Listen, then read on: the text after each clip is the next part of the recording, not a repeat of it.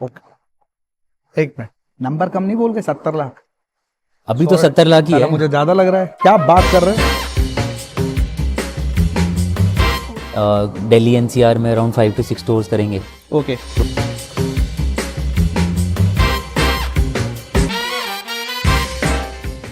हाय, हम बैठे हैं गेट माई काउच के फैक्ट्री आउटलेट पे, जो कि इससे पहले 10,000 स्क्वायर फीट का होता था। अभी अप्रोक्स मैं देख पा रहा हूँ ये एरिया 30 से 35 हज़ार स्क्वायर फीट का है।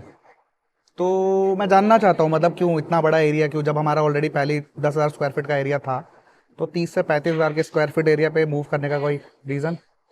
तो रिसेंटली हम लोगों ने नोएडा में भी एक स्टोर खोला है। इससे पहले हमारे गुड़गांव में एक स्टोर था। तो हमने लास्ट 8-9 महीने में काफ़ी अपना डिमांड इंक्रीज़ होते हुए देखा है। तो जो हमारी पुराना सेटअप था उसमें हमारे जितने भी फैक्ट्रीज़ थे, एक तो वो मल्टीपल लोकेशंस पे थे। तो हम 4 अलग अलग लोकेशंस पे फैक्ट्री चला रहे थे, हमारा वेयर हाउस अलग था। तो हम एक सिंगल रूफ़ के अंडर काम करने के लिए यहाँ पे आना चाह रहे थे। तो काफ़ी टाइम से हम लोग एक्चुअली ये जगह ढूंढ रहे थे। लास्ट 6-8 महीने हमें लग गए, बट 3 महीने से ये फैक्ट्री ऑपरेशनल है। दूसरा रीज़न इसका ये भी है कि काफ़ी सारे कस्टमर्स हमसे ट्रांसपेरेंसी की बातें कर रहे थे कि क्या मैं आपकी फैक्ट्रीज़ विज़िट कर सकता हूँ। तो अगर हमें किसी एक कस्टमर का पूरा घर फर्निश करना होता था तो हमें उनको 5 से 6 जगह भेजना पड़ता था। ओके। और बात बहुत बारी उनको ये भी लगने लग जाता था कि ये सारी फैक्ट्री शायद इनकी नहीं है। तो ये फैसिलिटी कस्टमर को कैसे बेनिफिट देगी? तो जैसे कि मैंने आपको बताया सबसे पहले कि अगर मान लो कोई फुल फर्निश कस्टमर है, हम्म। 4 से 5 लाख रुपए का सामान ले रहा है हमसे, तो वो एक डिमांड करता है कि मैं आपके डिलीवरी से पहले अपना प्रोडक्ट को फिनिश होता हुआ देखना चाहता हूँ, बिकॉज हम लोग कस्टमाइजेशन भी करते हैं, हम्म। फैब्रिक चेंजेस भी करते हैं सोफे में। तो एक तो ये बेनिफिट है कि वो एक जगह आके पूरी फैक्ट्री देख सकता है। सेकंड बेनिफिट ये है कि हमने कस्टमर के लिए एक एक्सपीरियंस सेंटर भी बनाया हुआ है यहाँ पे। तो नॉट जस्ट ये जो प्रोडक्शन की लाइन है जो आप सामने देख रहे हो, हम्म। सामने एक कस्टमर एक्सपीरियंस जोन भी है। वहाँ पे कस्टमर आके अपना डिलीवरी से पहले सारा सामान इंस्पेक्ट कर सकता है। मोर और लेस ये बड़े ऑर्डर्स के लिए ज़्यादा काम आता है, छोटे ऑर्डर्स के लिए काम ओके। आता नहीं है। एंड थर्डली ये लोकेशन हमें पहले हम पालम विहार में थे, अभी हम लोग द्वारका एक्सप्रेस वे में आए हैं। तो ओके। ये लोकेशन हमारे कोर कस्टमर ग्रुप से काफ़ी क्लोज है। ओके। तो हमें डिलीवरीज़ के लिए भी यहाँ पे आसानी है, ये 24 अच्छा। आवर्स फैसिलिटी ओपन कर सो सकते हैं what um. Kind of operation will take place here? So जैसे कि आप देख रहे हो, मतलब हमारे पास ये सारी ही फैक्ट्रीज आ गई हैं अभी। स्टार्टिंग विद ये जो फैक्ट्री है जो सामने है, हम्म। ये मॉड्यूलर फर्नीचर की फैक्ट्री है। अच्छा, ये पूरा सो सीएनसी का सेटअप है आपका? हाँ, ये पूरा सीएनसी मॉड्यूलर फर्नीचर। सो इसमें बेड्स, डाइनिंग टेबल्स जो कर्व वाले होते हैं, हम ये फर्नीचर में ये भी बनाते हैं। ठीक है। तो ये सारा भी हम सीएनसी से मशीन वर्क में तो बनाते हैं। मंदिर वगैरह भी फिर इसी के थ्रू बनाते होंगे आप? हाँ, तो न्यू मंदिर, डिजाइनर जो मंदिर है। Cabinets, bar cabinets, then wardrobes and kitchens भी हम हम्म। लोग इसी सेटअप में बनाते हैं। Then okay. इसके जस्ट पीछे हमारी बेड्स की फैक्ट्री है। ओके। तो बेड्स में अराउंड 10 से 12 लोग काम करते हैं। एंड उससे पीछे हमारे सोफ़ा की फैक्ट्री है। ओके। एंड आगे के साइड पे एक वुड वर्किंग सेशन है, जहाँ पे would working plus polishing, packaging and finishing होता है। तो यहाँ पे आपका पैकेजिंग स्टॉक भी रहता है, जो ऑलरेडी बना हुआ सामान रहता है, जैसे मैं देख पा रहा हूँ रैक्स वगैरह में सामान है काफ़ी ज़्यादा। हाँ, तो ये वाला जो पूरा सेक्शन है, हम्म। इसमें हमारा जो भी सामान यहाँ से बना वो भी इस वाले में लोड होता है। प्लस जो सामान हम लोग हमारे वेंडर पार्टनर्स भी हैं, ठीक तो है। We are not manufacturing the entire range. 40 से 50% फर्नीचर हमारा है, 40 से 50% फर्नीचर बाहर का भी है। स्पेशली जो वुड वर्किंग क्राफ्ट्स इंडस्ट्री है, ओके। वो सारा प्रोडक्ट्स हम लोग बाहर से लेते हैं। क्योंकि जैसे मैं देख पा रहा हूँ कुछ इंपोर्टेड सोफास भी अभी रखे हुए हैं आपके स्टॉक में, और गोल्डन डाइनिंग वगैरह भी रखी हुई हैं, जो आई थिंक काफ़ी एक्सपेंसिव हैं। तो ये रेंज भी हम लोग रखते हैं, और ये यहीं पे स्टोर होती हैं सारी? हाँ, सो बेसिकली जो आप बात कर रहे हो, ये पीवीडी की जो हमारी फैक्ट्री है, हम्म। पीवीडी के उसमें सारे डाइनिंग के बेसिस आते हैं। हम्म। सारा प्रीमियम एक्जॉटिक स्टफ है।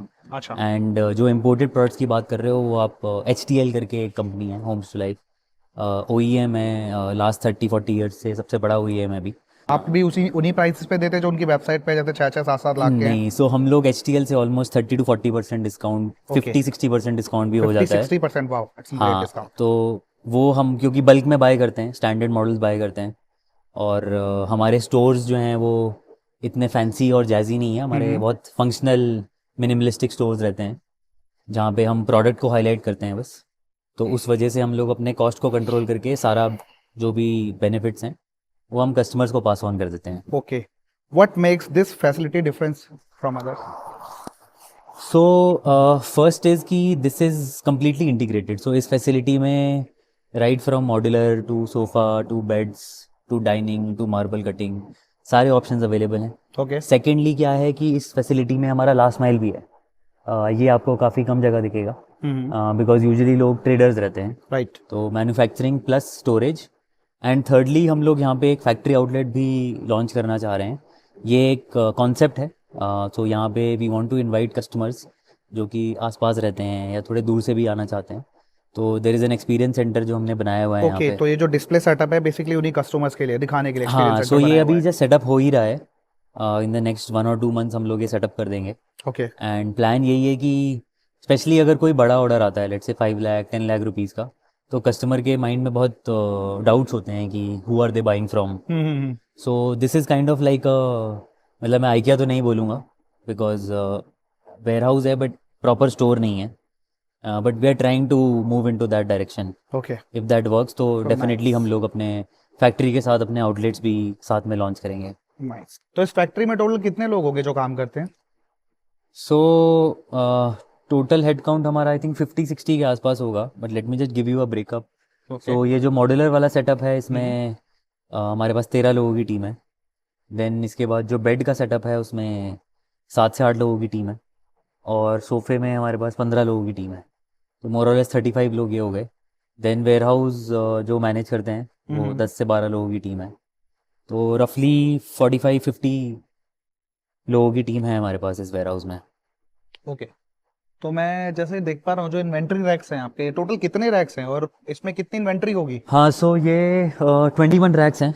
अभी ओके। हमारे पास इतनी इन्वेंट्री नहीं है कि हम इसको पूरा फिल कर पाएँ, बट ये हमने थोड़ा फ्यूचर के हिसाब से प्लानिंग की हुई है बिकॉज हम लोग दिल्ली एनसीआर में अराउंड 5 to 6 स्टोर्स करेंगे। ओके। तो इस कैपेसिटी प्लानिंग के पॉइंट ऑफ व्यू से हमारे पास I think 5-6 crore worth of inventory आ जाएगा, ओके। डिपेंडिंग ऑन हम कितना प्रीमियम इन्वेंट्री डालते हैं वर्सेस कितना बेसिक इन्वेंट्री डालते हैं। अच्छा।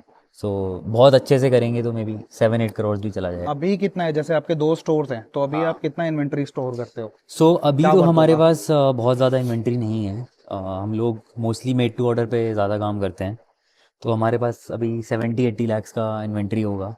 1 मंथ का हमारा साइकिल है, टर्नओवर कम कर देते हैं 1 मंथ में। ओके। और मोर और less we are going in a very premium direction. तो इन्वेंट्री हम सिर्फ वही वाली स्टोर करते हैं जो कंपोनेंट लेवल पे आ जाए हमारे पास। फॉर एग्जांपल शीशम के जो हैं हम बेसिस स्टोर करेंगे, पीवीडी के बेसिस स्टोर करेंगे, और कैबिनेट्स वगैरह हैं वुड की, तो उसके हम स्ट्रक्चर कारकेस को स्टोर करेंगे।